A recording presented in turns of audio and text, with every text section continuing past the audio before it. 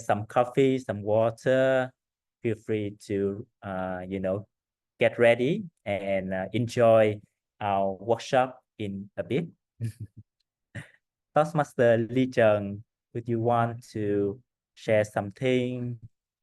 Okay, perhaps like someone can get me be a co-host, so later I can share some slide at the closing part of the meeting. Yeah. I think you are the co-host now, Mr. Oh, Toastmaster okay. Min. All Yes. right, all right. Okay, that's cool. Thank you, everyone. It's 10:12 at the moment, and let's get this workshop started. My name is Min, and at the moment, I'm incredibly humble, and at the moment, I feel just really fortunate to be a part of this workshop today. And welcome all of the Toastmaster, all of the guests, and everyone to join this exciting workshop where we would learn to speak like a champion. For those who are new to Toastmasters, we are an international organization dedicated to develop communication skill and leadership skill. And at Toastmaster International, we have been around for 100 years, helping individuals from all walks of life. At EVO Toastmaster, our current club, which stands for English Vietnamese Online Toastmaster Club, we are a small community of passionate and young at heart individuals who would come together to learn, to share, grow, and of course, have fun together in our club. No matter who you are, where you are from, and what you do, we value everyone equally. And we hope that through your participation to our workshop, our meeting, our internal training, our mentorship program, we can all walk away, learn something new, and apply to your career and your life with an impact. To our workshop today, ladies and gentlemen, how does it feel to become a champion? How does it feel to stand in front of thousands of people and confidently sharing about your ideas? It's not just about talent, but it's also about persistence, preparation, and passion as well. And today is a great honor for us to have Toastmaster Bharat all the way from Australia to a multiple time speech contest winner at district level and a finalist in 2019 World Champions of Public Speaking to be with us to share all of the tips, tricks, and techniques that can help us to become a winner just like himself. So at the moment, how do you feel? How do you feel? Can you share something in the chat group with us or open your mind and share what you think? All right, excited. Yeah, all right. So I'm very excited as well. So if we are all ready for this awesome workshop, let's get it started right here, right now. All right. So let's go back to our host, Toastmaster Lee Chung, to begin our workshop. Toastmaster Lee Chung, the stage is yours. All right. Hello everyone. My name is Litran. Can you hear me clearly? Great. I'm really excited to have all of you here today. I did not expect everyone would join because it's my first workshop. Mistakes are there, but I hope that you forgive our mistakes and put it in the feedback forms later on. Also, it is also a great pleasure for us to invite Mr. Bharat Sangekar to our workshop today. He will be in around, I guess, 15 minutes, probably. But he will be there. He is our shining stars. And yes, before we get to the main part, I would like to play a little game where we introduce ourselves. we did that before, but there are some remaining guests here, and I would like to invite some guests, just 30 seconds, just to introduce themselves and how they're doing, and then we will show a video of Mr. Bharat's winning speech. It's only 10 minutes, so all right. I would like to start with Mr. Kingi. Can you introduce yourself really briefly in 15 minutes and why are you joining EVO today? Oh, hi everybody. My name is Kingi Biddle. I am from District 112. And I am here because I'm a big fan of Mr. Bharat. That's why I'm here to support. And I was lucky enough to be a world champion of public speaking finalist twice, one in 2011 and in 2013, where I came first runner-up in that World Championship final. So that's why I'm here. I think Mr. Bharat is a great speaker, so I was asked to come along to support him, and that's why I'm here. Hello, everyone. All right, amazing, Mr. Kingi. I'm really happy to have you with us. And next is Toastmaster Amika. Can you give 15 seconds to introduce by yourself? It's my pleasure.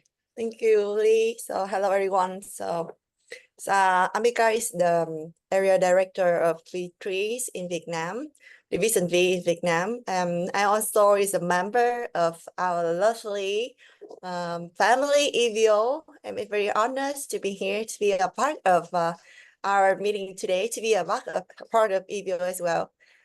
Good morning. Back to you, Lee. All right. Who are we missing here today? Oh, Toastmaster New Connects. Who are you? Can you introduce yourself to EVO?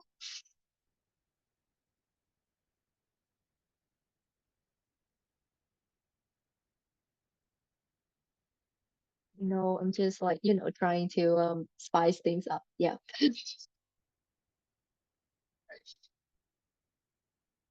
All right, Mr. Hugh Connect is not here, so let's go with Toastmaster Trang Lei. Can you introduce a little bit about yourself?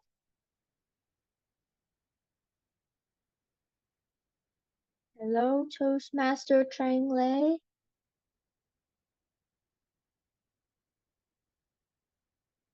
Oh, Ilios. I think we did ask about Ilios. I'm Sally. I'm from Oh. Parenting Club. Good morning, everyone.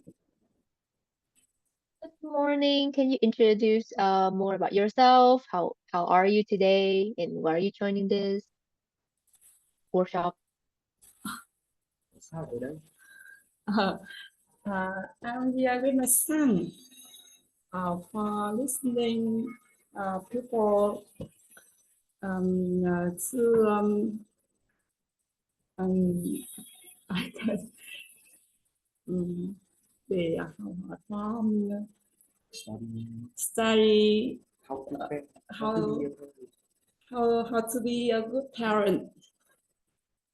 Amazing. I would like to know how to be a good parent too, because I don't think I'm a good daughter, I think, which is why I would join Parenting Toastmasters to see if I can be a better kid for my parents, I think. Anyway, jokes aside, all right, we will start this meeting now, and I would like to show everyone here a video of Mr. Bharat, finalist of World Public Speaking Championship in 2019. First, so please look at the screen and The see bowel his cancer screening screen. test. First thing in the morning, get to it. I'm sorry, my YouTube is not like paid.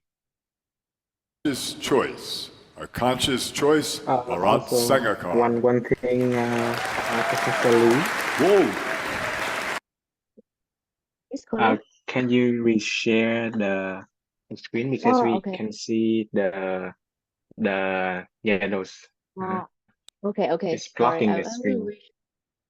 okay, okay. Uh, is it better? Yeah, that's better now. Yes. Thank you. Thank you, sir.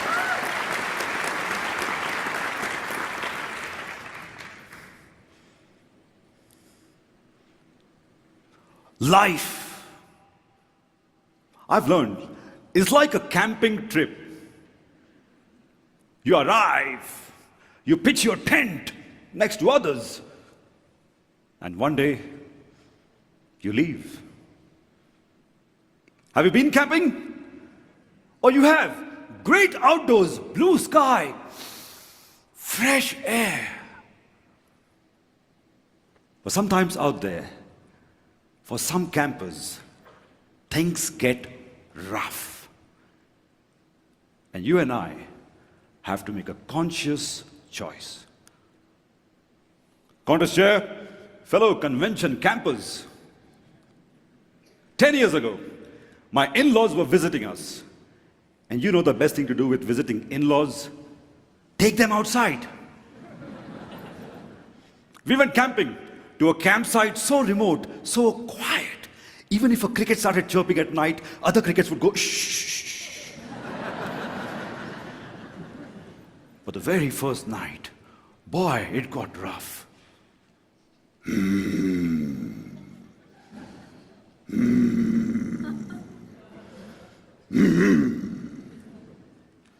The whole camp woke up. Someone whispered, "What animal is that?" A child cried, "Mommy." Another camper yelled, "Oi, is someone riding a motorbike?" That animal, that motorbike, was my snoring father-in-law. No one could sleep, so reluctantly my wife said, "Papa, wake up, you're keeping everyone awake." If you were Papa, what would you do? Papa made a choice that surprised me. That night and for the next 4 nights, he stayed up all nights and slept in the day. I said, "Papa, you don't have to." You know what he said? "Son, I can either let the campers suffer or give them a good night's sleep." I made a conscious choice to give. 7 years later, in this camp of life, he could not make the same conscious choice. 2016, in-laws visiting again. This time I made a conscious choice. No camping. We stayed home, enjoying family time, when one night, without any warning, like a leaf dropping off a tree, Papa just dropped on the floor. Oh God, Papa, wake up! Someone call an ambulance! Papa!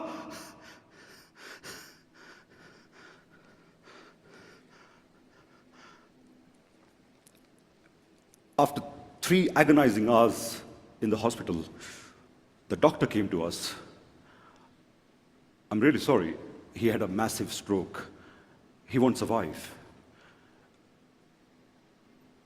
And I know it's the wrong time to ask, but he can save 3 people's lives if you consent to donate his organs.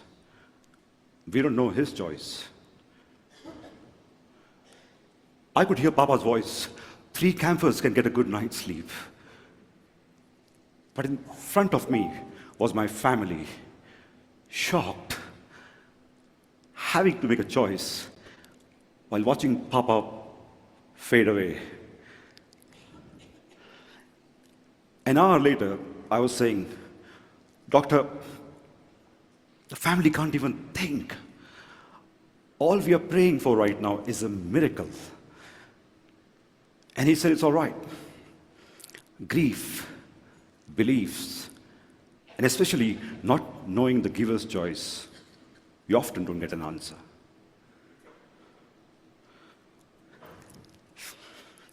Papa was cremated, ashes to ashes, organs to ashes,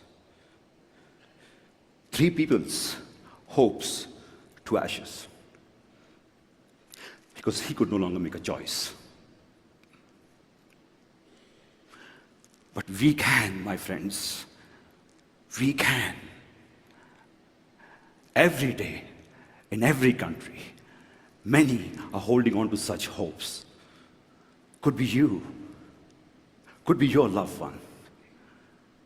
And many have to leave the camp far too soon because not enough of us have made a conscious choice to give. And it's not just organs.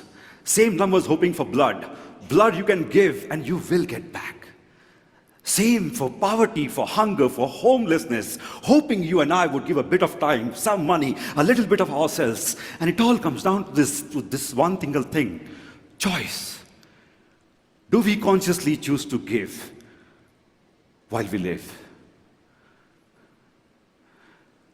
We make choices every single day of what to drink and what to eat, of what to wear, what to buy, what to save, and where to live. How many of these choices are about what to give? But give, and life gives back. Last few years, I've been riding my bike for charity, and life gave me sexy legs. I give blood, I get cookies. I donate money, I get, well, tax deductions. 3 weeks after Papa passed away, when me and my grieving wife signed up to give our organs, life gave us a big surprise. She was pregnant. It's a boy. And oh boy, does he snore. Life gives back, and it needs us to give. Friends, look around you. We all are pitched next to each other in this camp of life. All we have is each other. We have the power to turn each other's hopes into realities. Let's create new realities. Let's make a conscious choice to give while we live.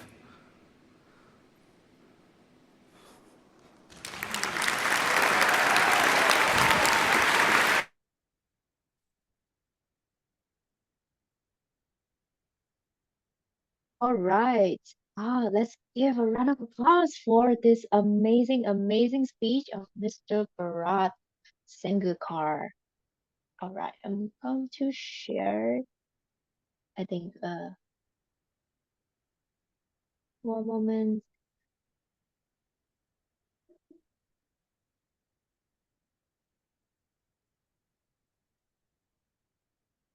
Welcome to the stage, Mr. Bharat Sangekar. Thank you, Lee. I hope I'm audible. Yes, before we even get into the main section, I will go through the four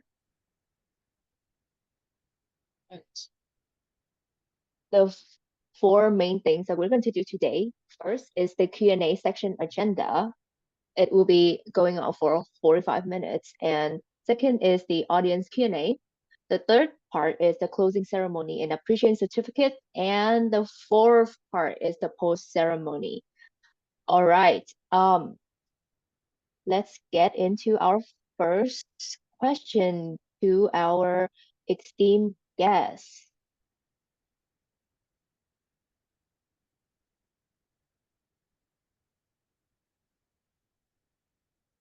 Right. First of all, we dive into the introduction and your personal journey. Mr. Bharat, can you tell us a little bit about yourself? What drew you to the world of public speaking and how did your journey begin? Sure. First of all, before I answer the question, thank you so much for having me and good to see you guys here.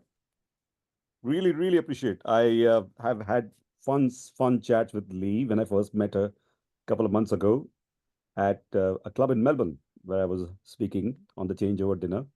She was recording my speech, and we got talking. I understand about Lee, and then she's been talking to me since then. And then last week, I had a session with Conan as well. So thank you so much for having me. Thank you for organizing this. Lots of rehearsal before we got here. And as the Toastmasters protocol goes, I just noticed that I have a fellow finalist in this meeting today. Kingi Biddle. Kingi, so great to see you. And that's a real surprise. Kingi is from New Zealand. Kingi was at the World Championship finals a few years before even I joined Toastmasters, I think. And Kingi is a force of nature from what everyone has told me. I've never met him in person, but he had one of the most entertaining speeches in World Toastmasters history. So, Kingi, really appreciate you having you here. Thank you. Always good to be here, my friend. Come to support. Thank you. Thank you so much. And A round of applause to Mr. Kingi and Mr. Bharat today. Thank you for having both of you. Thank you so much. yes. And Vietnam is very, very special to me. So I'm glad I get to speak to a club in Vietnam. This was my first visit to Vietnam in December, a few months ago.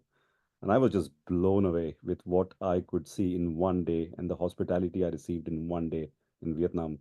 And since then, I think I've been hanging around a lot more with Vietnamese friends than my Indian friends lately. So thank you. All right, let me tell you a bit about myself. I believe we have a few questions, so I'll try and keep my answers short and cover anything else that you want to know about at the end of the Q&A. Please understand that this is about you. This is not about me. So I'm here to just share everything I know. And if you have anything that you want to know more about, just feel free to ask at the end. Don't hesitate. So a bit about myself. I've been Toastmasters for, it's going to be 10 years now. So very, very happy that I've managed to stay around for 10 years.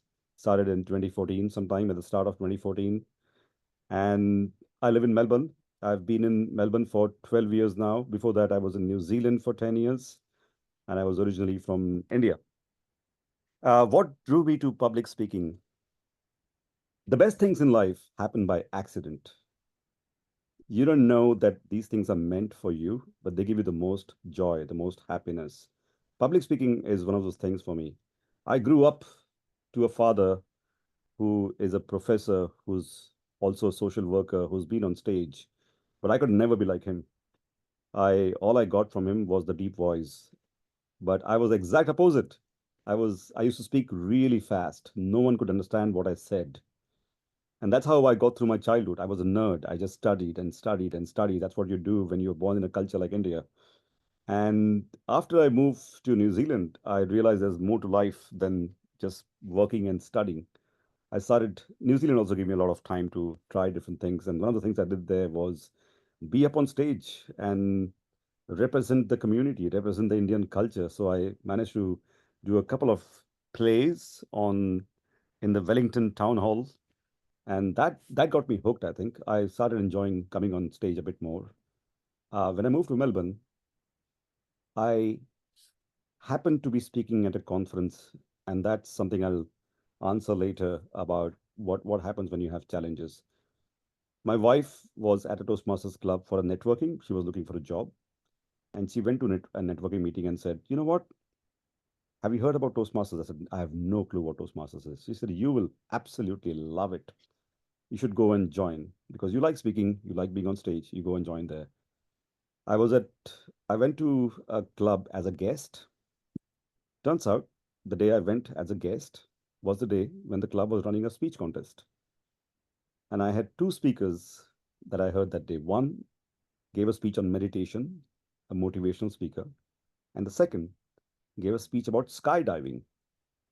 And it's a very, very funny, humorous speech on how he was absolutely scared. But both those speeches, I still remember to date, left such a lasting impression on me because I could not believe what those people did in 7 minutes.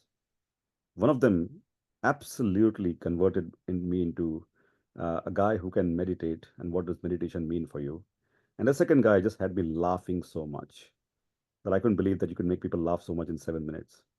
So public speaking to me became that channel of expressing yourself and saying something to people that leaves an impression on them.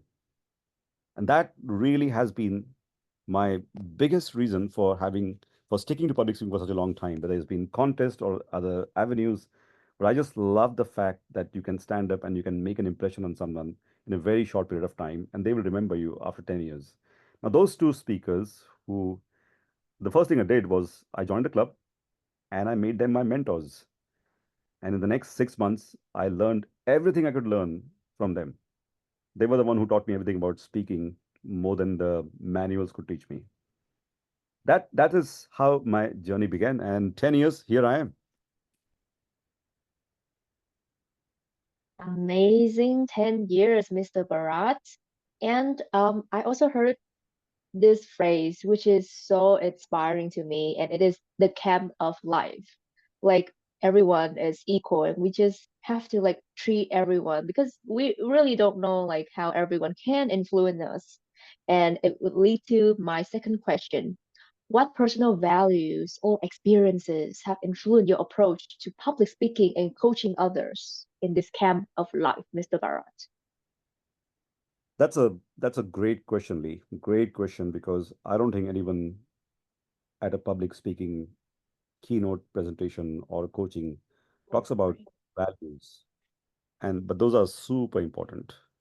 Those are super important because who you are as an individual is very different to another person who's a public speaker. And that's what makes this thing really, really special. Your values that you live by and you have been brought up with or you adopt along the way really determines the impact of your speech. I can think of my first value was again growing up, the childhood impressions, right?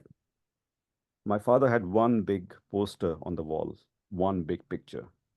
It was a horse that was trying to gallop. It had its feet up in the air. And behind, just like you see English Vietnamese Toastmasters Club here, there was a line which says, "Be bold in what you stand for." That's it. Be bold in what you stand for. And that was that one picture on our in our lounge, drawing hall. I remember it. I still remember it because I remember thinking about that and asking my dad, what does this mean? What does it mean to be bold in what you stand for? For him, it meant a lot as a social worker who was always trying to influence changes in the society. For me, it meant nothing. For me, I was just studying and getting through exams and whatnot, right? Only when you leave home and you become a person of your own, that's when you start realizing, right?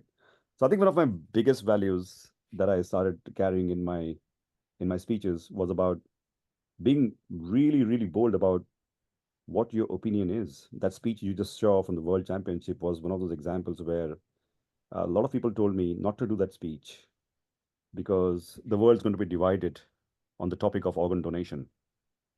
People have very religious beliefs on organ donation. So if you want to win the contest, don't do the speech. That was the message they gave me, right? Everyone, when I was practicing the speech around the country, really, around Melbourne at least. But I just could not do the speech. Something had happened that I told a story about in that speech uh, that really made me believe this is an important message for everyone to hear. I could have saved 3 people's lives, a decision that could have saved, and we could not. Though that was an important message for me to get out. So be bold in what you stand for. Be very, very confident about your opinion, about your message, and using the platform for that is one of the key values. The second important value that I found myself holding on to is being really, really authentic.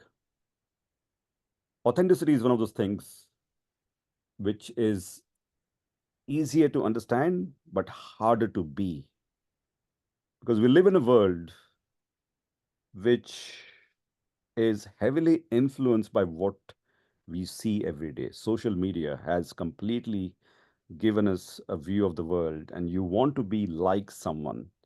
You want to sound like someone. You want to dress up like someone. You want to be an influencer of the kind of influencer that you see on Instagram and Facebook and TikToks and whatnot, right? But who you are is really what other people value, is really what can get your message across, is really what sticks. So authenticity is a really important thing. Throughout my speeches, one of the things that I never wanted to lose was how I sound. I didn't want to adopt a very Western accent. I didn't want to adopt a way of speaking which is not true to me. I'm a guy who used to speak fast and I learned to speak slow, right? So I've changed as a person how I sound, but I did not want to lose my accent in any shape or form just because I've changed countries and whatnot, right? So being authentic to how you sound, how you look, how you feel, how you dress is one of those really important value that I hold to dear. And that starts showing in your speeches.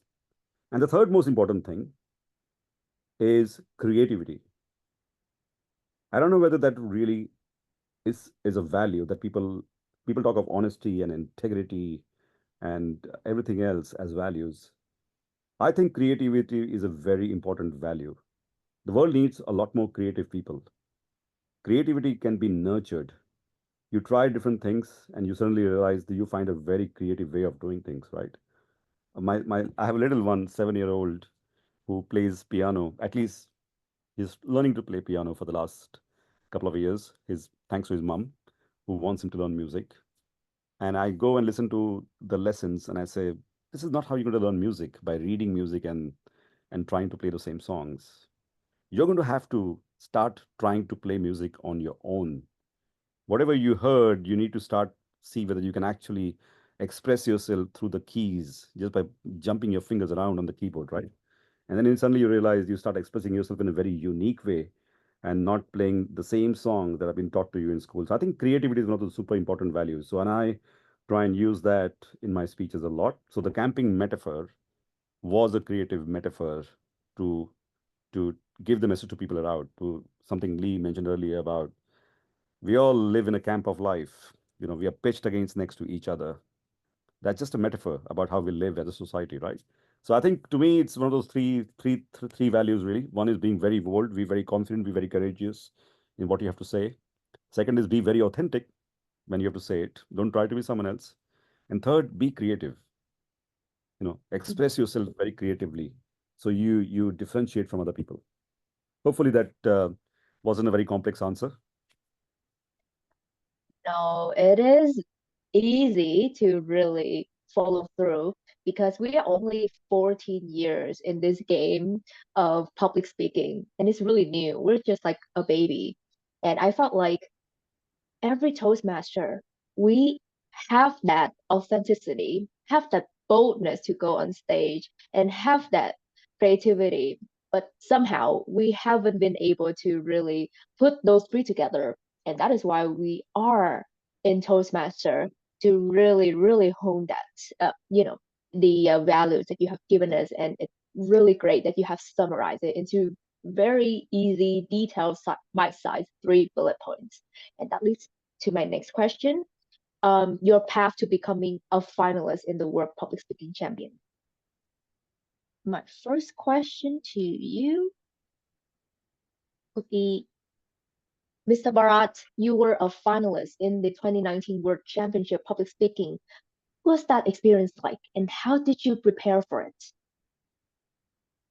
That's a question which is brings back memories. Thank you for that question. Being a finalist, and Kingi will tell you about this. Being a finalist in the World Championship is it's an adrenaline rush. It's very exhilarating. It's like writing the final exam of your university. That's the way I looked at it. For me, it was never about getting a DTM. For me, it was never about writing a lot of speeches and doing a lot of manuals in Toastmasters. It was about being in the World Championship of Public Speaking. And it's a big stage.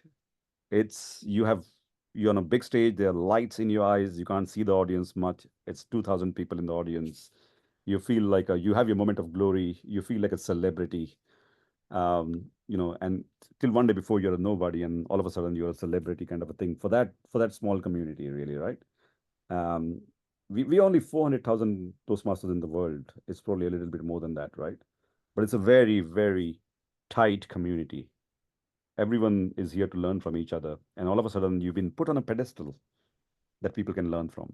You feel very humbled because you're new to the Toastmasters thing yourself. I was 4 years in Toastmasters by the time I was in the World Championship, 4 or 5 roughly, 4 years.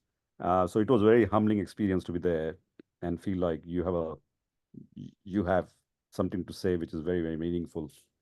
So it's an experience which stays in your mind for a long time. They make it very special before you go on stage. Jim Key, one of the past world champions, gives you a handwritten letter which is very well summarized on what it means to be a finalist in the Toastmasters. That letter stays with you. It's a very proud moment to be, and you are backstage with a few other finalists, and you're friends with some you're very competitive. You don't know what speeches each of them. You're nervous only about one thing.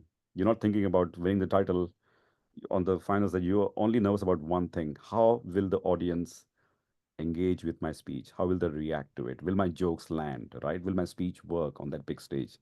Some of those things are the really things that you're worrying about. Surprisingly enough, at the time, you're not thinking about winning the world championship, because you just don't know whether a speech you have done today is going to work today, is going to win the championship today, or absolutely flop. You don't know. It all depends on the audience, right? Until then, you've only practiced in smaller settings. So that's really how I would summarize my experience of the finalists. It's a very exhilarating experience. It's an adrenaline rush. You have to find a way of staying calm. Some people do it very clinically. People like me are changing the speech till the last minute. I'm changing the speech even before stepping on stage, right? I like to see what's happening with the audience, what kind of demographic I'm speaking to, and I'm trying to change, right? So for me, it's a adrenaline rush for those reasons, because I'm trying to do things on the spot. So that's how the experience was. And how did I prepare for it? That's the second part of the question. I think the preparation started from the day I joined Toastmasters. The preparation wasn't for that speech. I should unpack this a little bit for you, because I haven't told you that story yet. After I joined Toastmasters, because I was a guest listening to a contest speech, my first ambition was to join the contest, was to join the club and jump in a contest. That's it, right? That was my first ambition. And when they announced the contest, they said, hey, this year, the World Championship is going to be in Las Vegas. I had never been to Vegas before. I wanted to go to Vegas. So my motivation for winning the World Championship was to go to Vegas, was to really land in Vegas and have fun in Vegas, right? So in that year, I worked very hard and I won the district and I went to Vegas. And only when I landed in Vegas and I came second in the semifinals, I realized, I don't know how I got here, but looks like I was very close to winning the World Championship. I was second in the semifinals. I never made it to the finals, but I was in the top 20 speakers in the world. So I do have something that I should really keep doing. So then after that, I think it just became a thing about go back, come up with a new speech, practice, and see whether you can still make it. So 2015, 2017, 2019, it took me 3 attempts to get to the finals. I would win the district, go to the semifinals, and not make it to the finals. 2019, I finally made it. Funny enough, in the first 2 attempts, when I went to the semifinals, I had prepared a lot. I went to club after club after club. I got so much feedback that my drawers were full of papers, handwritten feedback papers, and you wouldn't know what to do with that feedback because everyone has a different feedback to give. 2019, when I gave this speech that you just heard on stage, that was my district winning speech. I did not use it for semifinals. I only used it for the finals. But that was the year when I was really busy. My kid was about 1.5 year old, 1 year old. I had started a corporate job, which was really busy. I had no time to go to any club. So I went from a speech, a very heartfelt speech about organ donation, and I just go to the contest and I would give the speech. No props. I normally use a lot of props, no props, nothing, and I kept winning, right? But what must have really happened when I think back is it wasn't that year. It wasn't 2019.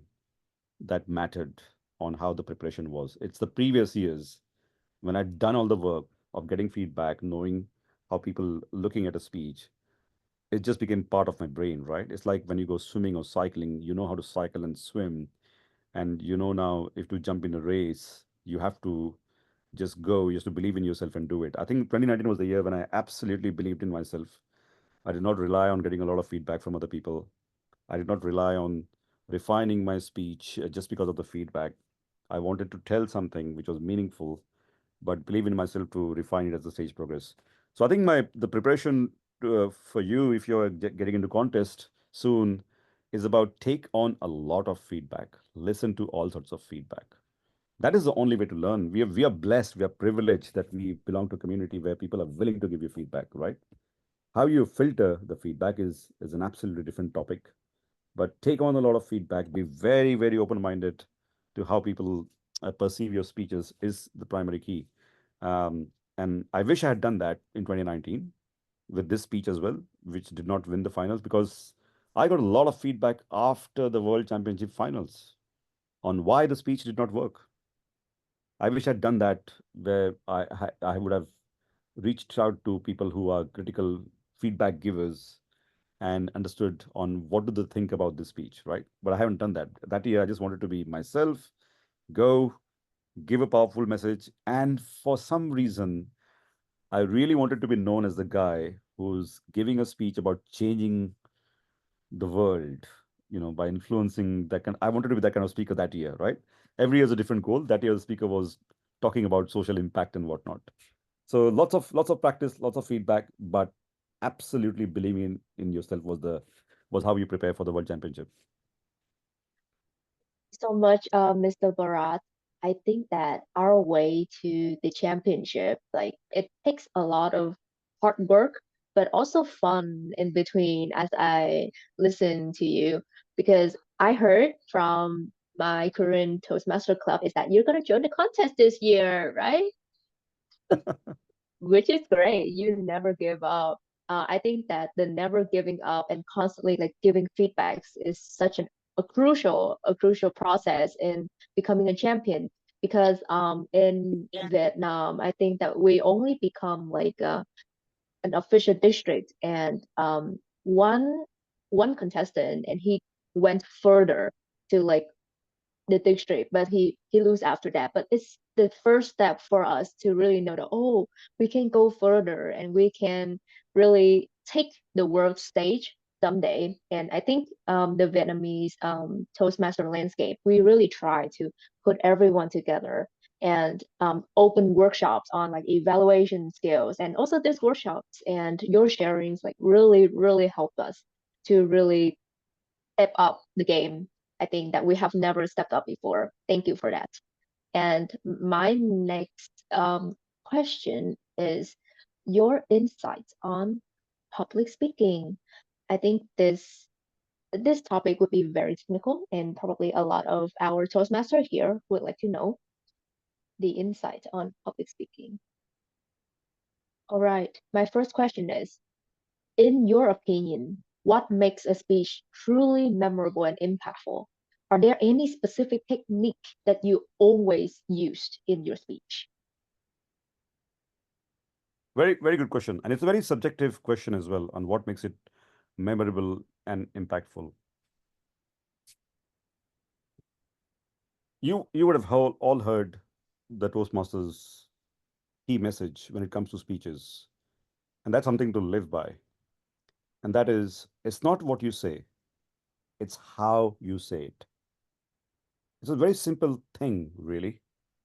But a lot of people get caught up in this first problem on what is the content of my speech.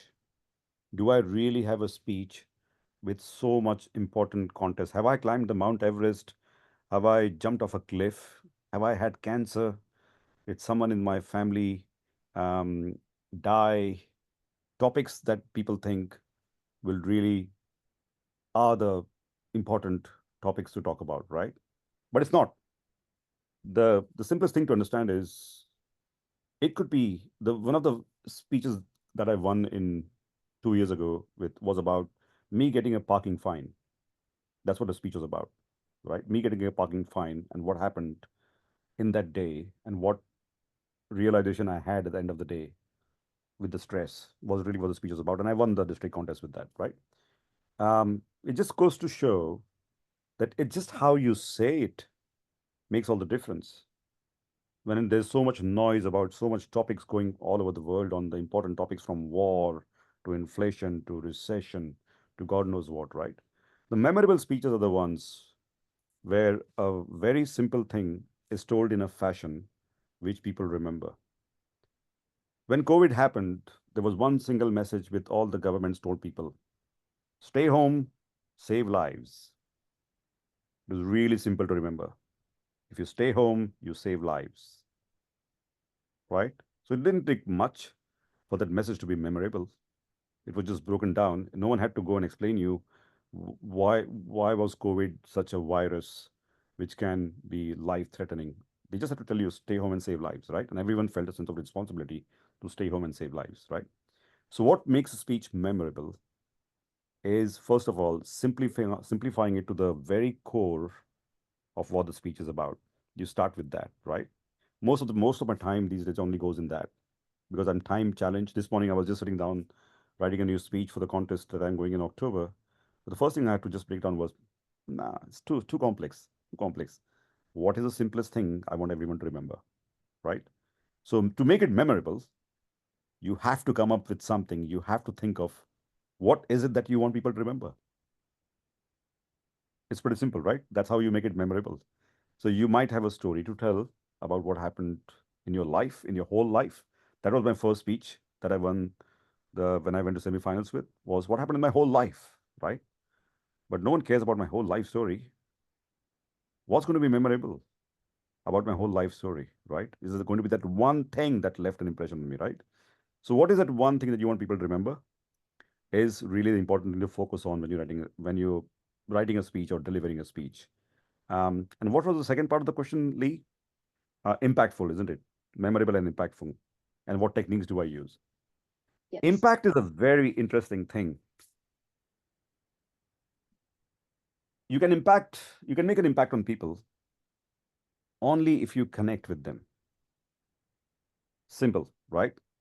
You can't make an impact on people by being a very impressive speaker who can speak 200 words in a minute and sound very intelligent, right?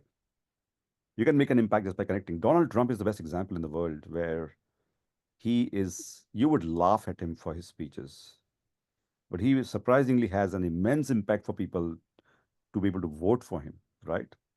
It's just by connecting to the very grassroots level. So how do you connect to people? You connect to people by 2 or 3 different things, right? One, you're conveying some emotion. And that emotion is very common to everyone.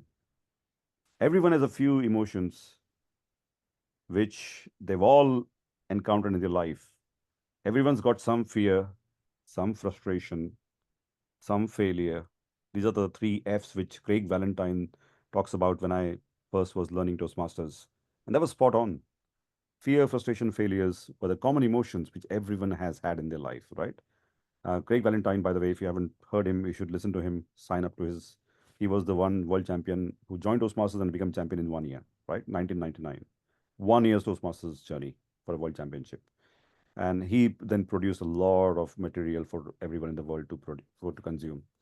So connecting with people on one of the 3 emotions is super important. Second important thing is to try and make them laugh.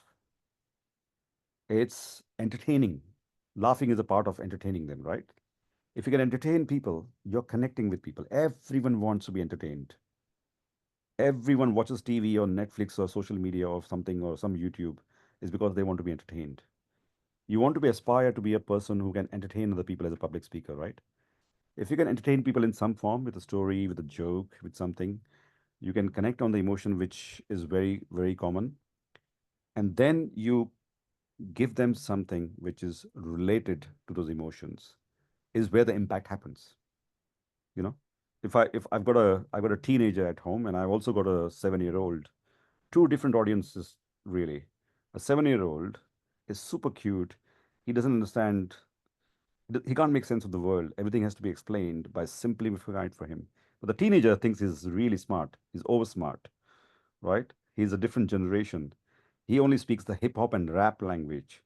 So I've been listening to rap for the last couple of years, from Eminem to Drake, DRE, and I don't know who the rappers are. I don't even know who, I didn't even know who they were. But to connect with my teenager, I had to connect with him by listening to rap, the kind of music he listens to, right? That's where the communication starts in the house, right? We all listen to the same music. There's a lot of swear words in it. And then we have to tell him why these swear words are not good. Listen to it. But really, it's about connecting with people where they are before you're going to have an impact on them, right? Before they listen to you. So, again, to summarize, you really want to find what is the one common emotion that everyone has that you've been talking with. If you're talking about something fearful, your speech better show that you're very afraid. If it's frustration, you need to sound frustrated, right? If it's about a failure, you need to feel devastated about a failure when you're conveying your speech. That's where the delivery happens, right? So my techniques about when I use my speeches, my techniques have changed. When I was a new speaker, I had seven props in my speech, in one speech, but I won with that speech, right? I was a creative guy. I could use seven props, and I went all the way to semifinals and got second place. So my way of techniques were use props which people remember, right? I had a pen, and when I was holding a pen, that left an image on people that you are the script writer of your life. But I could signify that by using a pen. You could visualize people, holding a pen. I have a pen in my hand to write my life story, right? So I started using props as a common technique.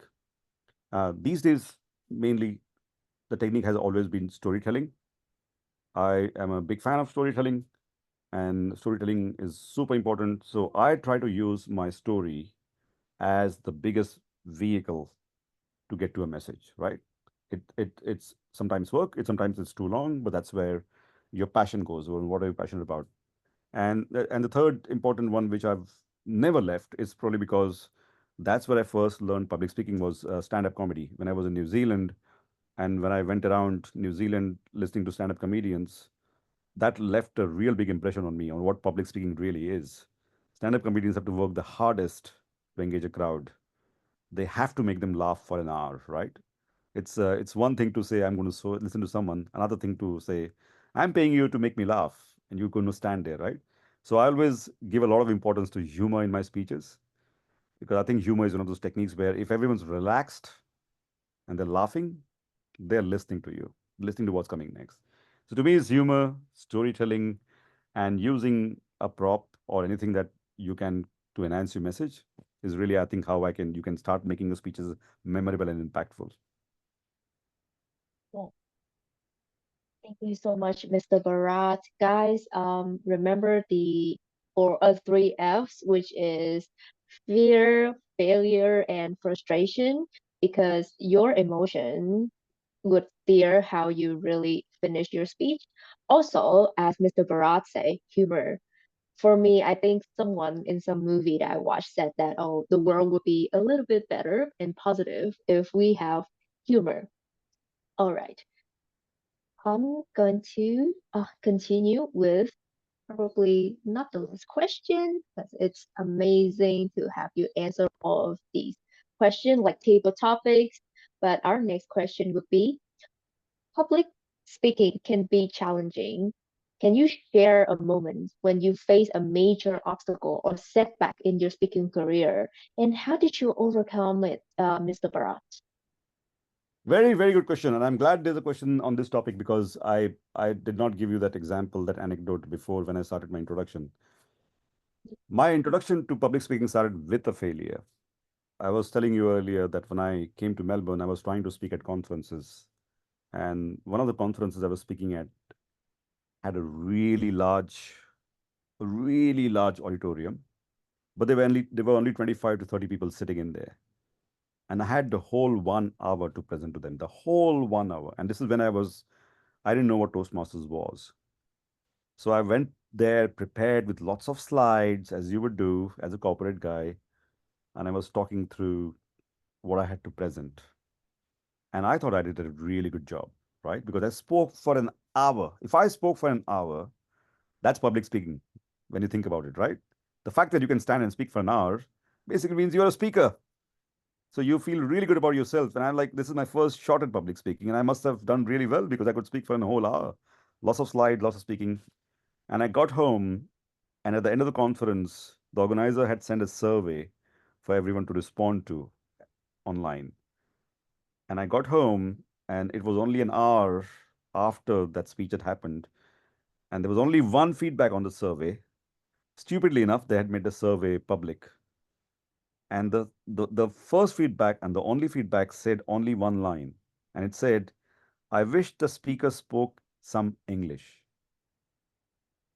Now you got to understand, I gave that whole 1 hour speech in English. But the feedback was, I wish the speaker spoke some English. I'm a good English speaker. But that feedback was absolutely baffling to me. So I called the organizer and said, what does this even mean? I wish the speaker spoke some English. Because I was devastated. I was completely down. It was someone punching me down as a speaker. And he said, don't worry about him. That guy is, an idiot. He's very critical about people. I said, no. I need to understand this. I need to understand what this means. Can you share me his number?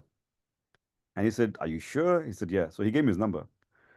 Now, no one in a non-Toastmaster environment expects to receive a phone call about a feedback. We write restaurants reviews and reviews about movies. You don't expect to be called and said, hey, why did you write that my burger was bad in this restaurant, right? No one, you just write what you want to write, right?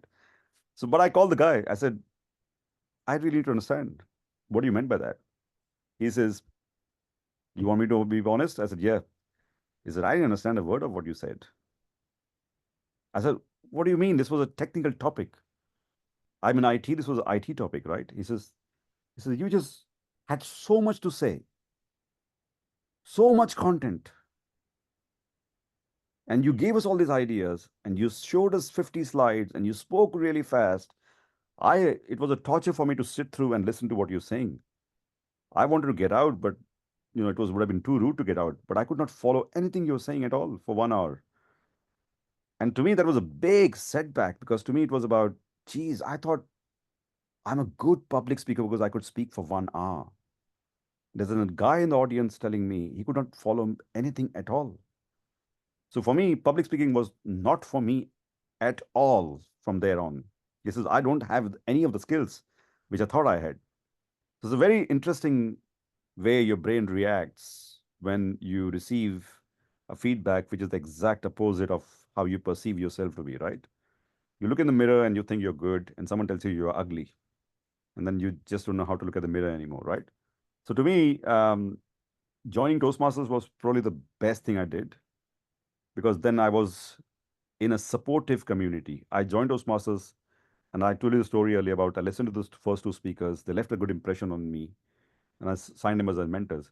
But the biggest thing really there was about coming up, getting out of a setback by getting into a supportive environment. That was the first time I realized how much this environment make a difference to your growth. You got to find an environment which boosts your morale, which gives you the support, which gives you the feedback in a much nicer, in a much constructive fashion so you grow, right? So I think that was one of the biggest things. Now, after that, every time I lost the contest, it's been a massive setback. It's easy. It's one thing to say you are the finals of World Championship Public Speaking. No one talks about losing the semi-final or a final. That's a massive setback because you don't know how do you come up with a speech which is good enough again to be on the finals. You don't want to lose at the club anymore. You don't want to lose at the area anymore. But you will. You will, because you don't know next year who's going to come up with what speech. It's like playing tennis grand slams. You will have to start from the qualifiers and then get to the finals of tennis championships, right? So to me, I think failures have been a constant thing because you're putting yourself in the contest. You're challenging yourself. You're being brave, you're being bold, but you're going to be fail. But every time you fail, you have to find a way to recover. So last year when I said, you know what, I'm going to quit now. Enough. I think I had a good run. 3 semifinals, I don't know, 50 odd different contests from club to this thing. I'm done. And it's because I'm too busy. But there was a member in this club that I'm in right now. He just said, "You're just finding an excuse now. For you, not being able to good speech was because you were too busy to prepare for a speech." He said, "That's your problem, that you can't find enough time to prepare for a speech. But if you are going to compete, then you better find the time. You better prioritize it, right? You are putting yourself out there. You are putting yourself for failure or success. So it's your problem that you can't find time anymore. But you quitting is really just telling yourself that, whatever I've done so far, I don't believe in myself." So I think the thing about failures is every failure, as I don't know who said it, Einstein or someone else, but Darren LaCroix said it in his speech as well. Every failure is just a stepping stone to something different, right? To me, I wanted to be the guy who wins the world championship with a social message. Maybe that was not for me. Maybe there's something else for me. Maybe I'm there to be known as some different kind of a speaker. I still am yet to find out. And that is really what is worth aspiring for. You're finding what is your unique speaking thing. And until you find that, failures are just stepping stones. That's the way I've been dealing it lately. Until I get to my next failure. Amazing. Amazing, Mr. Bharat. I hope that you will win this year because we're having our own contest this October. So, yeah, I think that in this day and age, we tend to like overgloss on winning, but we did not look back on how we should normalize failures and how we should think of failures as a journey to like having more growth. So the contest season is coming to our members. I would like to ask you a question, which is, what advice would you give to speakers who struggle with confidence or anxiety before going on stage, Mr. Bharat? Very good. Very good question. So there are two parts really for this one. Is this question for absolutely new first timers, or this is for Nah, it's just for everyone, like, everyone? on stage. Yeah. Okay. So the confidence part is very simple, honestly, if you ask me. The lack of confidence only comes from lack of preparation. If you have prepared, if you have written a speech, if you have rehearsed it few times, if you have presented to different clubs, you will be confident. There's no two ways about it. People are not confident only because they haven't put in enough preparation. That's it, right? The anxiety is a different thing. Anxiety is when you are worried about how you're going to perform on the day. That's where the anxiety comes from. So get your confidence by preparing, over preparing, by getting feedback, by putting in the time, really, right? And when it comes to anxiety, I like to think the contest day as a day when you switch your focus from you to the audience completely. That's the day. The first contest that I won, which took me to Vegas, is when I saw my district video, and everyone was telling me when before the contest was over that you won. And I was watching my video and said, "Oh my God, my shirt's all over the place. My collars have gone out. My tie is loose. My shirt's coming out of my pant." And I was a mess on the stage because of the nature of the speech, right? Then I realized that the only reason that speech worked, and I was going against two folks who had been to the world finals before. And I was a brand new Toastmasters 1 year, and I'd won against both of them. And I realized that was the day I realized that the only reason speeches work is when the focus is completely on audience, not on you. You're not worried about how you look, how you sound, or anything else that's happening. You only focus on the audience, on whether they are listening to you, they are nodding, they are laughing, they're receiving your message, they're engaged, and your anxiety goes away, right? That's the one thing I realize about speaking in public versus speaking online. That's the difference that you start seeing there. In an online speaking format, you don't really understand how the audience is reacting, right? but in a live setting, you can see how this is. And you're so focused on talking to the people that you are walking up front on the stage, or you're walking around because you're trying to connect to everyone. And all of a sudden, your anxiety disappears because you have a massive adrenaline rush from people receiving your message. You feel really good about that. So I think the confidence comes from preparation, and anxiety has to be turned around by taking the focus away from you completely on the day and just keeping it on the audience and focus on whether you are giving enough value to the audience. Hopefully that helps. Yes, that helps a lot.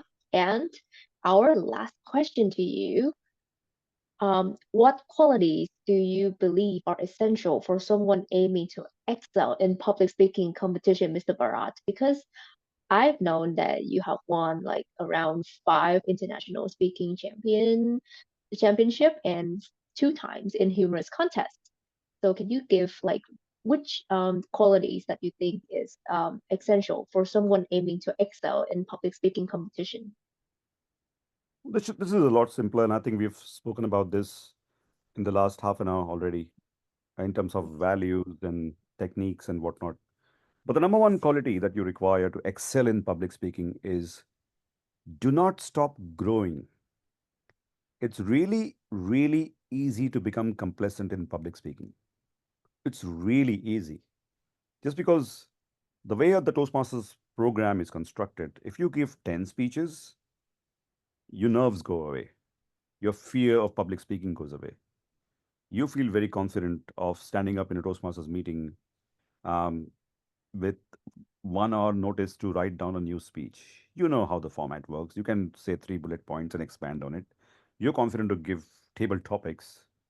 You're confident to become the Toastmaster of the day. But as soon as that happens, as soon as you start feeling very confident, you also become very complacent. You stop focusing on your growth. You really need to grow. And you need to understand, where's my growth coming from? What does growth mean to me? So the number one quality of excelling in public speaking and public speaking contest is about really focus on what area am I trying to grow in, right? So like I said, my 3 different speeches that I won with were 3 different things. The first speech, I was trying to be a motivational speaker like Tony Robbins. And I want to understand, how does Tony Robbins present to the world? My second speech, when I went to Vancouver, I was trying to really entertain people and get audience engagement in my speech. I had people clapping in my speech throughout the speech, right? That was the kind of format I had. So I was trying a different challenge for myself. And the third time, I was trying to be this speaker with a social message. And the fourth time when I won again, it was about, I just wanted to be an entertaining speaker. Can I just entertain everyone and see if I win in the national speech contest? That was the goal, right? But every time there's a different challenge. The beauty about a challenge is that if you are focusing on your own growth, you're putting in a lot of work. If you're putting in a lot of work, you're learning new things. And all of that just shows as a passion, right? So the number one quality would be really focus on growth, right? That how are you growing as a speaker? And that means people will get value out of it. The number two is the craft of speech writing is one area that becomes an essential quality which people forget, right? Speaking in a 7 minute format, a 7.5 minute format, really requires you to write down your speeches and refine them and trim them, right? And that's another, the quality of a craftsman. But how do you write down all the content and try to really trim it down to 7 minute is a really best speeches are not written. The best speeches are rewritten. That's a famous line. I don't know who said. Is it Darren LaCroix, or one of the people who put out this content a lot? Is you have to write and rewrite and rewrite and rewrite and rewrite the speech, right? That's number two quality. And the number three, the third and the most important one is when you have written a speech, you have rewritten it, and you have focused on your own growth. It's is trying to understand, how do I engage my audience? We only speak for 3 reasons. We speak to inspire, to engage, or to entertain, right? But the quality of a good public speaker is how do you engage your audience? That's what, sorry, I have a call coming through. it's about how do you engage, right? So take a speech which is written and see and put different elements about how do I engage people, and try that a few times and see whether they've actually engaged, is really the third important quality, and you will excel every year, I would say. Thank you so much, Mr. Bharat, and that wrap up our Q&A panel section. Thank you so much for your advice on crafting a speech. I think crafting a speech is the elements that we tend to forget. We just come on stage and just speak whenever we want. That's not public speaking. I think it's more about refining not only your own emotion, but your way of like writing and your way of like transferring your own message to engage with your audience. Thank you so much, Mr. Bharat, for such insightful advices to our Toastmaster today. Now we're coming to the Q&A section. Now we will have 5 minutes to wrap up all of the questions, and then we will continue with speaking to you, Mr. Bharat. Thank you. Sure. Is someone going to ask the question, Lee, or? Yes, We I will, will share. Yes, 1 second. Let me prepare the slides for the questions. These are the questions I have compiled from the chat. And also you will notice I mix around and kind of cut and paste different questions that are related to each other, and also put away some questions that are already answered in your panel discussion earlier. So if audience feel like the questions are not being asked, then you can also put it again in the chat, or feel free to raise your hand to ask it directly with Mr. Bharat as well. But here is the question from our audience. The first question: I noticed that most public speakers have life challenging moments which they incorporate into their speeches. How about those who don't experience life that much? Will they be able to deliver great so-called champion speeches? From Toastmaster Han Wei. I could not see the question on the screen, but I think I understand the question. It is about, it's all black on the screen right now. So the question is about, if I Oh, don't have a really? life, yeah. Can everyone else see the question on the screen? No, it's all black. No. Yeah. Okay, we can. one Oh, second. amazing. All good, all good. Yeah. Okay, Yep. sorry. I repeat one more time. I noticed that most public speakers have life-challenging moments, which they incorporate into their speeches. How about those who don't experience life that much? Will they be able to deliver great so-called champion speeches? From Toastmaster Han Wei. Yep. Very good question. Very good question. And I spoke about this earlier, but let's also do with an example. I spoke about how people think it's only when you have life-changing experiences like, adventure or death or disease or any of those things, that's when climbing a Mount Everest, that's when you can have an impactful speech. And I told you about how I just won a speech contest at district by talking about a parking fine, right? So the thing to note here is it's not the content of the speech. It's not about the life-changing moment. It's about the feeling. It's about what you make the audience feel, how you make them feel. That makes the speech impactful, right? My whole speech about getting a parking ticket was really only about I got a parking fine, but to avoid the parking fine, I went through so much stress in the day. All I wanted to do was avoid the parking fine, right? But the amount of stress I went through the day was an example of how we all build up stress in our lives. It was so easy to just pay $100 parking fine and move on with my life, right? Accept the mistake and move on with the life. It wasn't a life-changing experience. It was just about getting a parking fine. But how you get to that message, which everyone can relate to stress, right? And it doesn't have to be stress by losing your job or by losing a family member. The stress can be by anything, right? It's about getting to that feeling. How do you make the audience feel that, you all have that kind of thing? How do you deal with that? That's really what the important thing is. So take your speech and just think about what is that one emotion I'm trying to get out of the speech, which everyone will connect to, right? And that way you can take your everyday story. Most of my speeches are everyday story, except for the one that you saw in the World Championship, because that was the year when it was truly life changing for me in terms of having lost a father-in-law and we could not donate the organs. And I really thought, you know what? I can only do this speech now. I can't do this later. I had a speech I tried at my club once about my sister who passed away many years ago. It's been 15 years now, right? But 15 years later, when I tried to do the speech, two things happened. One, I felt really guilty about talking a personal story which I wasn't comfortable talking with. And second, I realized that I didn't remember all the details really well anymore about the story, right? So a speech is only a speech is only impactful when it's from your recent life in the last 6 months, last 1 year. That's the way I look at it, right? So anything happening with your life currently in the last 6 months, 1 year, it could be a simple day that you had a lot of fun and went to work.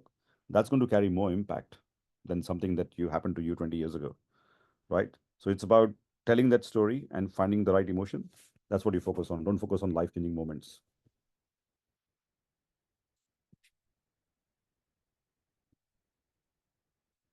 I think you're on mute, Conan. Mute. Sorry. I think I can relate to that very well because I think I don't have much life-changing moments and I want to participate in the speech contest. And thank you for your advice on choosing the topic for the speech. Next question is a compile of questions from 3 Toastmasters. How would you prepare or practice your speech? From Toastmaster Kim Pham. Can you walk us through your speech preparation process? From Toastmaster Min. And can you detail the refining process of preparing your speech content for this speech contest? From Toastmaster Orachun. For this speech contest. Okay. So we answered some of this in the previous questions. To me, writing down a speech is most important. If you're preparing for a contest, no matter you're a newcomer or an experienced Toastmaster like Kingi, to me, it's writing down your speech is the most important part because you're really proving to yourself whether this is clear or this is just a stream of consciousness, bunch of thoughts coming in my head, which I think is a speech contest. When you write it down, you suddenly realize, this is all over the place, right? That's the number one thing to prepare. Second, you got to say it out loud because what you write is not how you speak. Funny enough, you would think that you do, but you don't. Everyone thinks how you write is how you. When you write, it's for the ears. When you speak, when you write, it's for the eyes. When you speak, it's for the ears. How we say certain things in conversation is not how we write. We use different language. No one says, please, sir, and yours sincerely, and thank you very much, and thanking you when you speak, right? You do that only when you're writing. I would really appreciate if in all of these are writing words, right? So when you got to write down, but you got to say it out loud and see if when you say it out loud, does it sound like you're speaking to someone? If not, then you got to go and change your speech, right? That's the number one thing.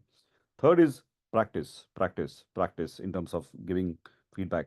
Now, this is super important for people who are starting new. For people like me, who like to keep their speech as a bit of a mystery, I don't go to clubs and practice, right? I don't go to club and practice. I want them to listen to the first time. But I'm really backing myself for coming up with a speech, which is going to be impactful for the first 2 levels, for the club in the area, right? I would have 100% tried the content somewhere else. I would have tried the content, the crux of the story, in some speech throughout the year. But during the contest time, I will take it out and I'll create a different speech out of the content based on what I saw it went. And then I would prepare a speech, right? So it's really simple down about writing down, practicing, and understanding whether there's impact, and then refining. And refining really only happens once you have given the speech and you come back, and that's the very day, right? After you've given the speech, you come back home and you go to refine the same day. Don't leave it for a few days later when you will revisit, because you will forget. You got to refine it the day you remember how the impact was. I hope I simplified it enough for you. Yes. So first write down and talk it out loud, and then practice, and refine, and then practice. Yeah, I think Exactly right. uh, there's a formula for every successful speech, Yeah, even at absolutely. the chairmanship level. Yep. Yes. Thank you very much. And next question.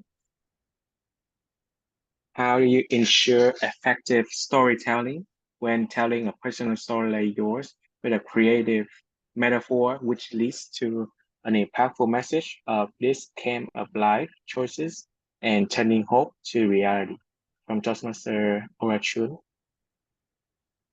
I think, thank you, Toastmaster Orachun. You listened to my speech, obviously, and you took all the pieces and summarized it into one question. Uh, it's a it's a very interesting question. Effective storytelling is hard because effective storytelling requires lots of things. It requires the right context setting. Everyone needs to be able to visualize the setting, right? In this case, for example, I really wanted people to imagine a campsite where lots of people are sleeping and my father-in-law is snoring, right? So it's about to create that visual in their mind. So you're speaking, but they are imagining things, right? So that becomes an important part. And then the second part is about the characters. Who are the characters when they are speaking, right? My father-in-law speaking, I am speaking, my wife is speaking. Who are the characters in your story? And then there's a dialogue between the characters. And then you also want somehow that story to relate to the message at the end. And that's where the metaphor comes from, right? Using the story to create a metaphor about Camp for Life, right? So I told you what the storytelling involves in this case. There has to be a conflict in story. There has to be some conflict. You've heard that formula as well, I'm sure, somewhere. Every Disney movie is based on the same formula. And that formula is the bunch of characters, they get to a conflict, and the conflict is resolved, and that's happy days. And then you can replace a mouse with a rat, with a fish, you name it, and it's a Disney movie, right? The same formula. But effective storytelling in speeches is only possible if you really cut down the details of the story. A story normally has a lot of things happening, and you got to look at it as I'm not telling you the whole story, I'm telling you one incident of that story. Let me just take that one incident and focus only on that, right? And that's how you make the storytelling effective. But do not tell people any extra detail more than what's important for the story. Super important, right? On that camping trip, I had friends with me and I had my kids with me and whatnot, but none of that part was told in that story. It is only about that one incident about snoring and what happened. And then the second part of the story was about when my father-in-law passed away and we had to donate his organs. So only the important bits which had to be told, right? And even then, when I heard the feedback 1 year later, it was about uh, congruency. Some people struggled with that metaphor. They could not understand why a person who was willing to give up his sleep would not be willing to give up his organs. They could not understand that because it was harder to explain that in 5 minutes. The point there I was making was about you have a choice when you're alive. You don't have a choice when you're dead, right? You have to make the choice before you die about giving organs, right? But even then, that wasn't clear. So there was something more to be done there in that speech to make sure that topic of choices is clear, right? That's where I failed from when I look at it now. So storytelling is about really trimming down all the fat and have only the protein, the lean chicken muscle, and tell that bit. And that's how you get to effective storytelling, really. Yes, I like your metaphor using the chicken and the meat. so we can all give the best meal to the audience with giving all the meat and the best part of the meal from for 5-7 minutes. Thank you very much. Right, that's right. Next question from Toastmaster Min. How do you balance creativity and structure? Very good question again. Very good question, Min. Toastmaster Min, Neil. Structure is the most important part. Creativity comes later. Let me just tell you straight away. Because I've been a victim of this. I've been a guy who's screwed up too many times by focusing on creativity, right? Creative people are crazy people in the world. Just remember that. creatives creatives become super successful after many attempts at creativity, and then suddenly something they do, like a Harry Potter book, got published after that author, I don't know how many years of struggle she had before the Harry Potter became a big success, right? So creativity is hard. Creativity is also not easy for other. What's creative to you is not creative to other people. But structure is super important. So to balance these two things, focus on the structure, I would say, right?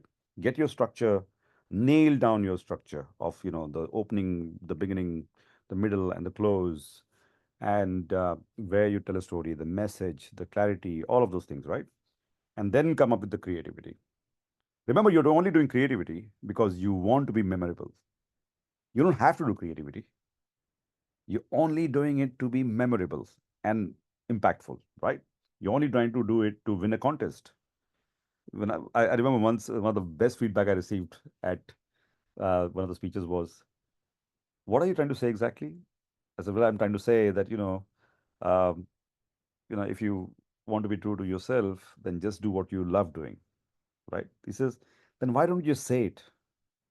That lady just asked me, right? Why don't you just say that line? Why are you going about in a roundabout fashion?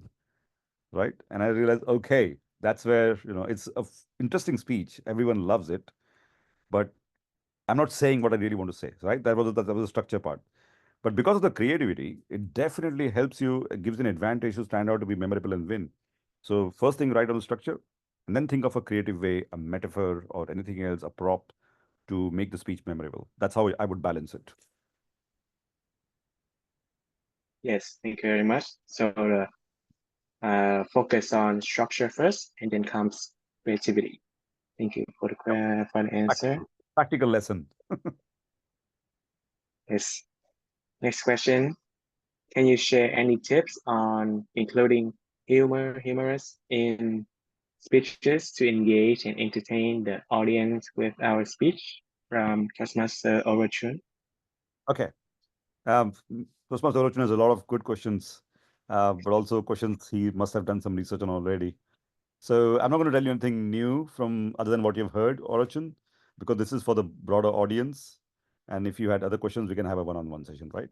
But the number one rule of humor, when it comes to a large audience especially, is that what's the safe humor that people will laugh at, right? Now, if you ask the question, what's a safe humor, no one knows. Which means the only thing safe is you. Make fun of yourself. If you make fun of yourself, you're absolutely safe. And that's what they call self-deprecating humor, right? Kingi is a good example. Kingi's speech in the finals was one of the best example I've seen of.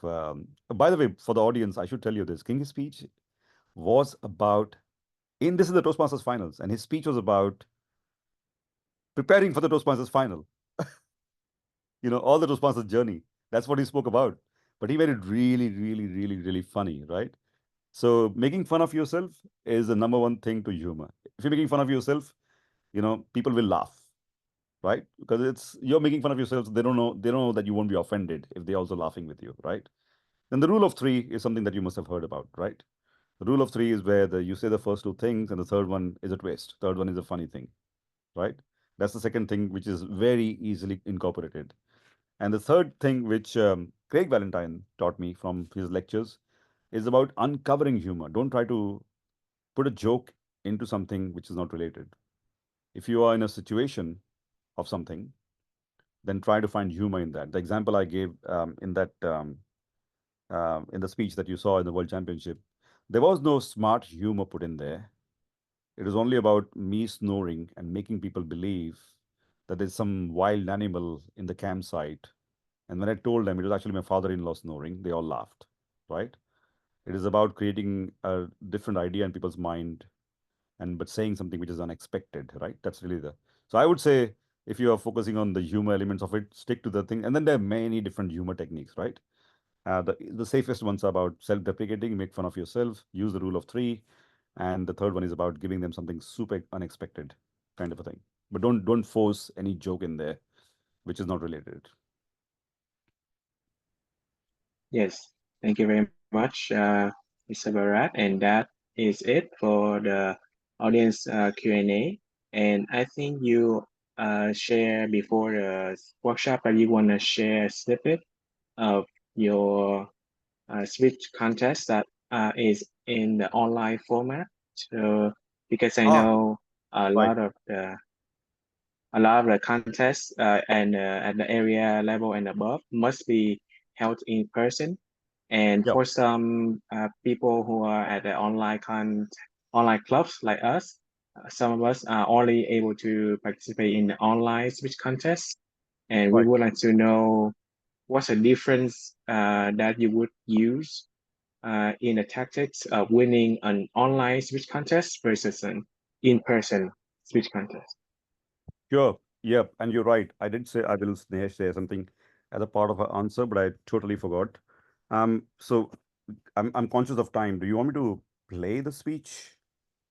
Or just a small part of it? A small part would be great, and also on any specific tactics, tips of winning an online speech contest would be wonderful. Okay. So the online, let me just, while I'm loading this video, because it's on my OneDrive and hopefully it loads on time while I'm speaking. Give me a second.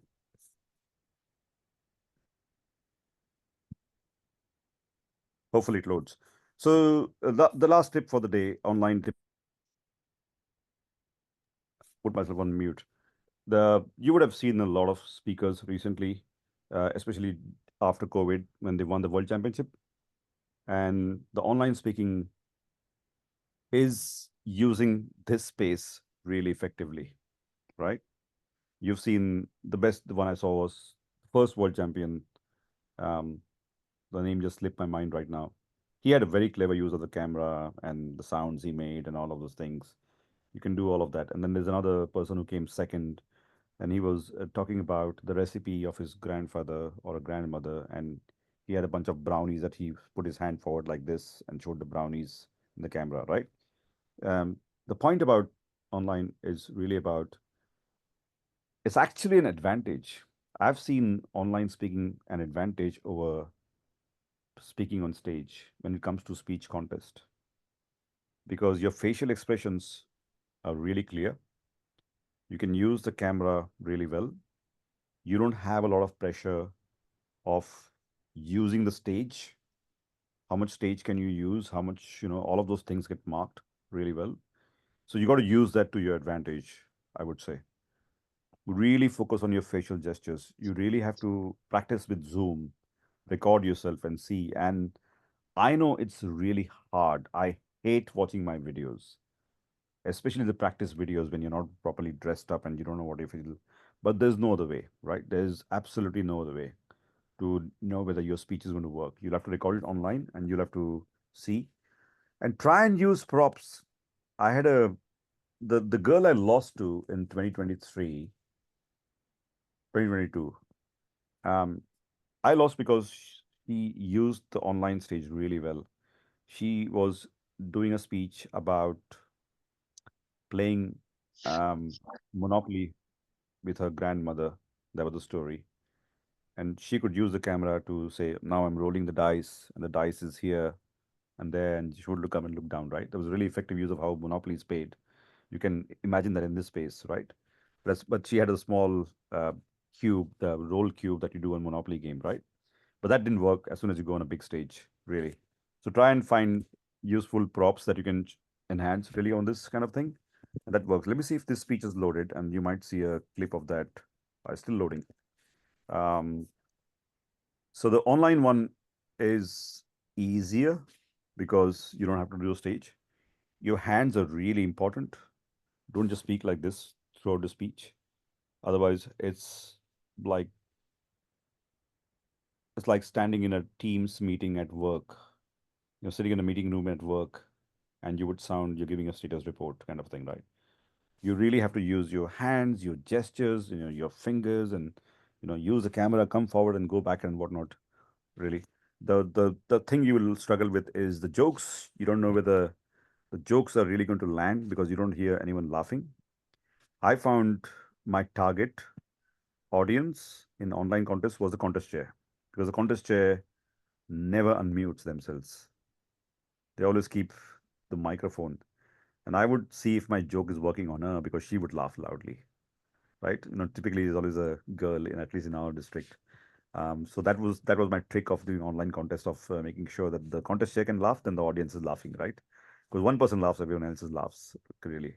So I would really focus on recording yourself on camera on a Zoom and seeing how you zoom. Like the lighting is super important, to have lighting on your face, right on your face, and not getting half of your face.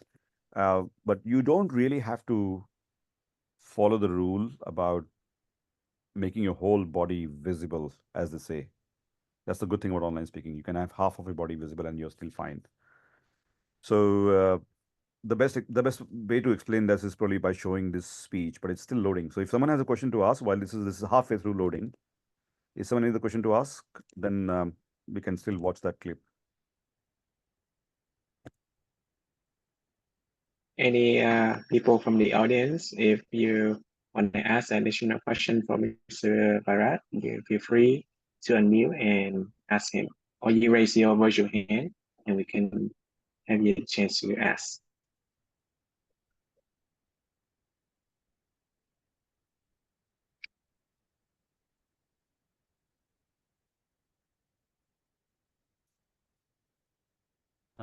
I have a question. So if you can pick only one quality to focus on, to make to improve from a good speech to a great speech that is champion worthy in district contest, what would be that quality to improve in your speech? Thank you. Thank you, President Ming. I think in today's world, and from what I've seen, the single most thing to improve would be the story. If your story is really well told, then everything else becomes the less impact part of the speech. The most impactful part is always the story, from what I've seen. Even the last year's champion, Luisa Montalvo's world championship winning speech, it was it, it was a hypothetical story about she reaching heaven and talking to God. I don't know whether you saw that video. It's a very hypothetical story, right? But that is what you remember really well, even though she had a second part of the story about being in the hospital.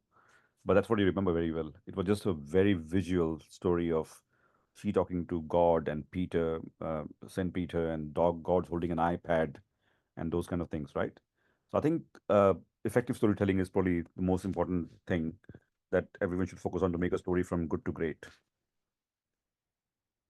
And the video is 75% loaded. You have time for one more question before the video is loaded. One more question, everyone. One more question. But thank you so much for being with us all the ways. I so far jot down a lot of key takeaways. I would use this to remind members of our club more and more in the future. We have a lot of great tips today. Thank you so much for taking some Pleasure. It's my time. pleasure. When is your club Yeah. contest? Oh, our club contest would be in around November. Yeah, we were thinking about middle of November at the moment, and we start preparing for it from now until then. One thing that you shared before about like finding the right message, like thinking about it, how to connect to the audience. I think that would be the first key takeaways for our future contestant today. So just think about that message now and finalize it in the next couple of weeks. So thanks a lot. Thanks a lot. It's an online club, isn't it? So it's all going to be online contest. Yeah. So we are going to organize online contest, but the winners would have opportunity to go to the areas level and district level, both online and also in-person contest as well. Yeah. Right. Okay. Very good. Han Nguyen had a very good question for me. Let me answer that one while the video is almost loaded. Do you aim for the world champion next year? Okay. Let me answer by that saying I'm only aiming to win the club contest at this stage. You can never aim to win the world championship when you're starting your contest journey. You just can't, right? It's one of those subjective contests, right? So in tennis, Nadal, Roger Federer, and Djokovic can always plan to be in the quarterfinals of a Grand Slam, right? Because it's a contest where someone has to win points. You can win points by making good serves and good returns, but in public speaking, it's very subjective. You don't know what kind of judges you're going to get. You don't know what kind of audience you're going to get, right? So you can't really aim to becoming. You only really have to focus on one contest at a time. Okay, I think my video's loaded. Oh no, it's corrupt something. Let me just see whether it plays. Our next contestant No video. is Bharat Sangekar with his speech entitled The Loading Zone. My video loaded, but there was no video. It was just audio. I don't know what happened there. It says the file contains some media which isn't compatible with. Sorry, guys. I don't think Or it's going to I work. think we can I'll send work you the. on more this. We can Yeah. have his video sent to your email later. So at Yeah. your own comfortable Put it on time, you YouTube. can watch it in full. Yeah, and then explore more about how to win the online speech contest as opposed to the in-person ones. Thank you very Yeah. much, Mr. Bharat, for Good answering luck with your the contest. questions from our audience today. Cheers. Have a lovely time. Thank you very much. Bye-bye, And everyone. back to our, we still have some 15 minutes Okay. of in the meeting, so don't go yet. And pass Oh the yeah, meeting back to Mr. our Bharat. lead. That's fine. All right. Thank you, Mr. Bharat, for all of your sharing. It's quite a shame for not showing your videos, but again, good luck on this year contest. You might meet Toastmaster Tui, you know, our champion in our club. Yep. She might beat you. I think. I'm sorry, but yeah, she's amazing speaker. Anyway, good luck. And we're coming to a close here, and I would like to end this panel by giving appreciation to everyone here.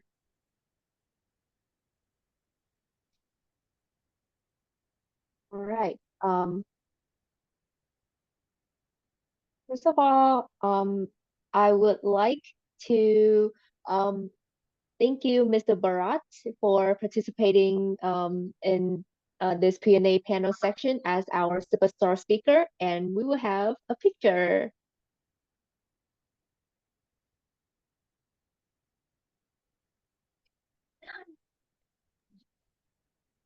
Hello. All right. Okay, I okay. I make, do you want to take the picture? Yeah. yeah. Okay. Let me take the photos. Please cheese everyone. One more time. Just one time. 1, 2, 3. Thank you. That's all. Thank you. So, thank you. All right. Next. All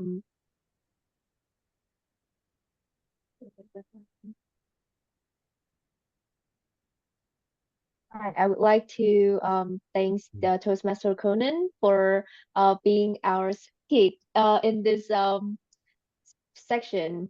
with Toastmaster Bharat. Conan, can you turn on your camera? Actually, you do, but yeah. And Ngon, please pin him with Toastmaster Bharat and me, and let's take a picture. Good. Yes, Yay. sure. Cheese, everyone. 1, 2, 3.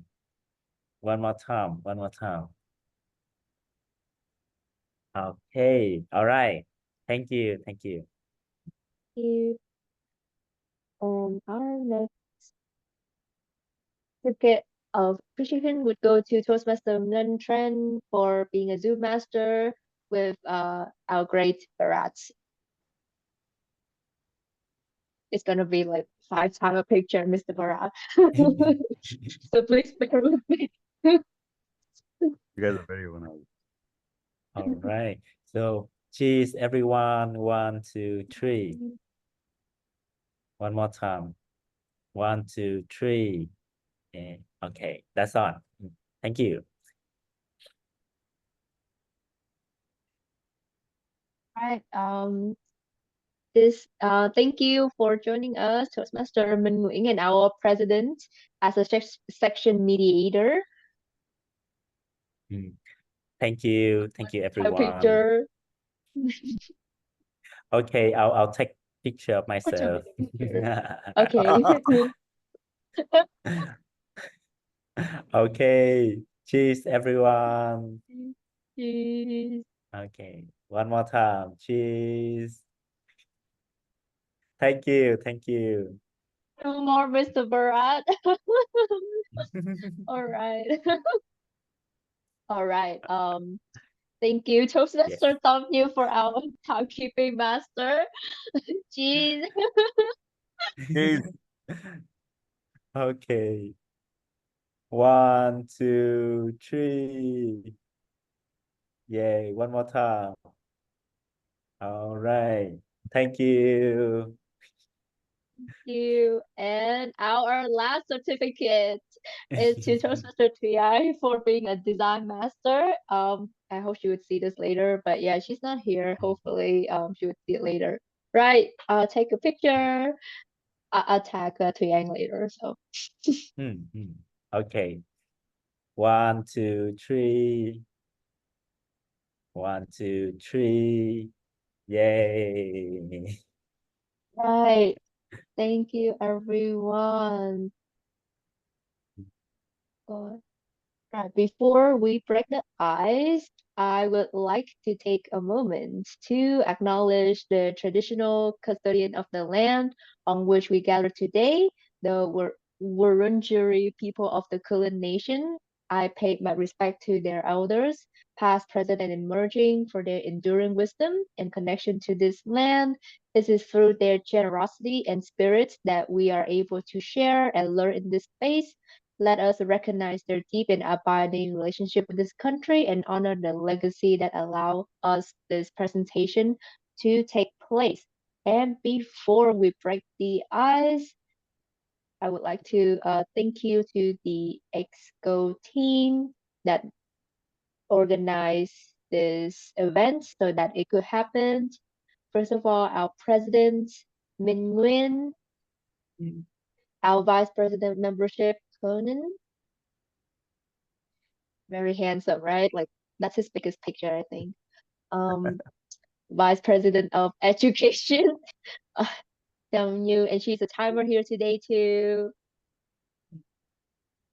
Our Vice President of Public Relations, Yang, very cute kid, cute girl, cute woman, I don't know. Secretary, me. Yay. I don't I don't have a decent picture. Our treasurer, Yeah. Huan Yi, Kiki. and our surgeon at arms, Bao Chen. He's also here with us today. Our immediate past president, Ambika Ngọc Thuy, who is also today too. This is her favorite picture in that lot. She's loved that lot. And our club mentor, DTM Hugh Phom. He's the fourth DTM in Vietnam, if you would like to know. All right.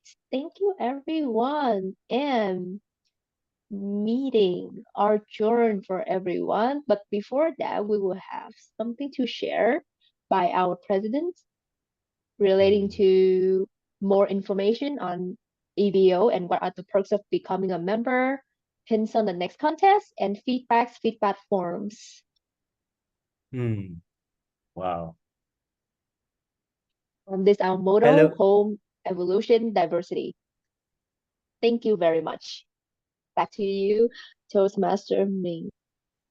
Oh, thank you, everyone. Thank you so much for joining today's meeting.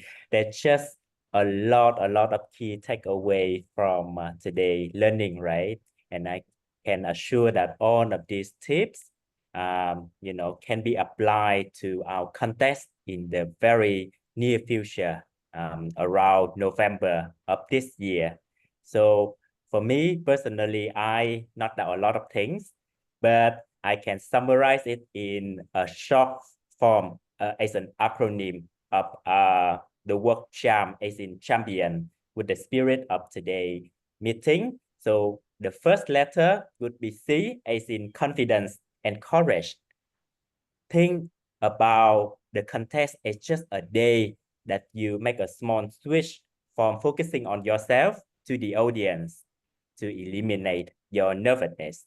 And also Toastmaster Bharat also highlight being confident, but with also a lot of courage.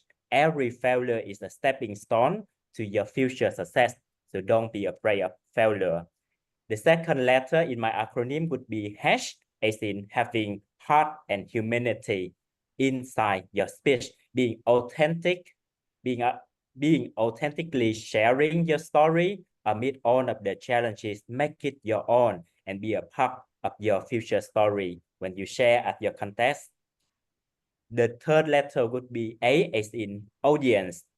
You can only make an impact on other people when you can connect to them.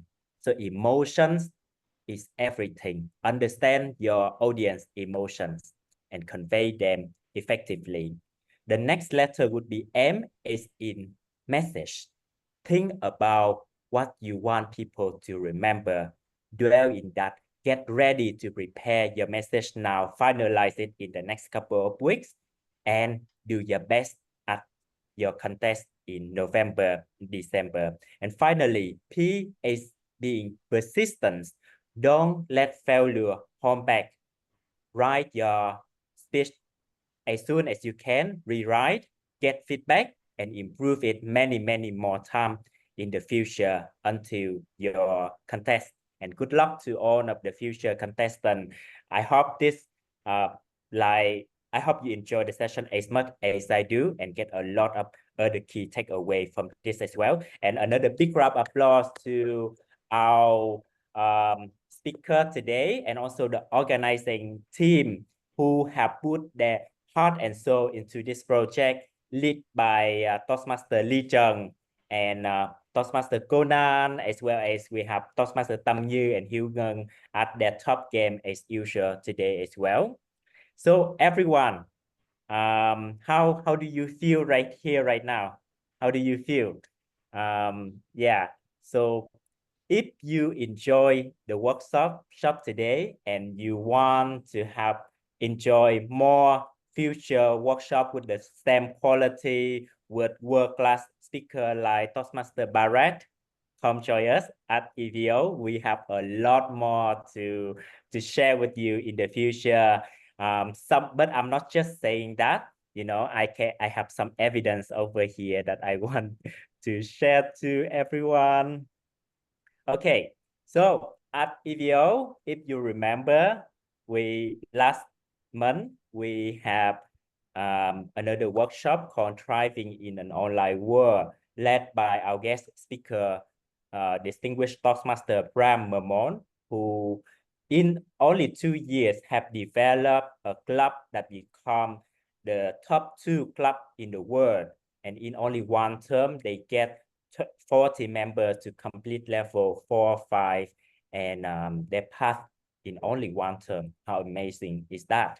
But not just about the workshops that we focus on, we also have, mentorship program Anyone who read Harry Potter or watched the movies knows that when people go to Hogwarts in Harry Potter, they get classified and sent to different houses for training. And it's the same way at EVO. When you join EVO, you have the opportunity to join our mentorship houses. For example, right here we have a Phoenix House that focusing on completion of level 1, 2, and 3 of our pathway, and also getting to know all of the roles inside meetings.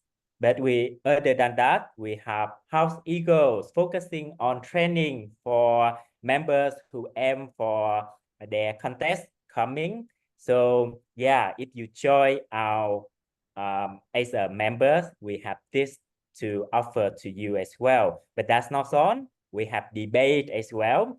For our members, when you join EVO, we would have opportunity to try our debate with another club where our team would gather, learn how to collaborate, strategize your talk, improve your critical thinking, and debate your heart out to content. And other than that, bonding event is happening next week, like we are planning for a trip to Yin Mountain near Bà Rịa Vũng Tàu, and everyone is more than welcome to join. There's a lot of games, bonding activities over there as well. And many more events like Speechcraft happening in the second part of our term, internal training like chicken program to get everyone ready for their table topic contest coming, and many more things to come aside from our regular meetings. So these are all of the benefits of new members joining to EVO. So if you want to enjoy similar high quality content like this workshop and many other events in the future at EVO, get connect to us right here, right now. I'll send a link for a membership registration so that like if you feel like you can ask in your detail and we'll contact you and share more information. So that is all that I have for today. Yeah, if you have any question, any others, yeah. Can we take a group picture of everyone who participated? Oh wow, this, yeah, we should have done it like before as well. I can't forget. Thank you, Toastmaster Conan, for reminding. And everyone say cheese, cheese. One more time. Thank you. One more time. Oh, Toastmaster Lee, you disappeared. Okay. Thank you, everyone. Thank you so much for staying until now about workshop. And I hope you find it. Yeah. Good luck with Thank the you so contest. much, Toastmaster Bharat. Cheers. Thank you. Bye-bye. Thank you. And bye-bye, everyone. Thank you. Bye bye. Thank you.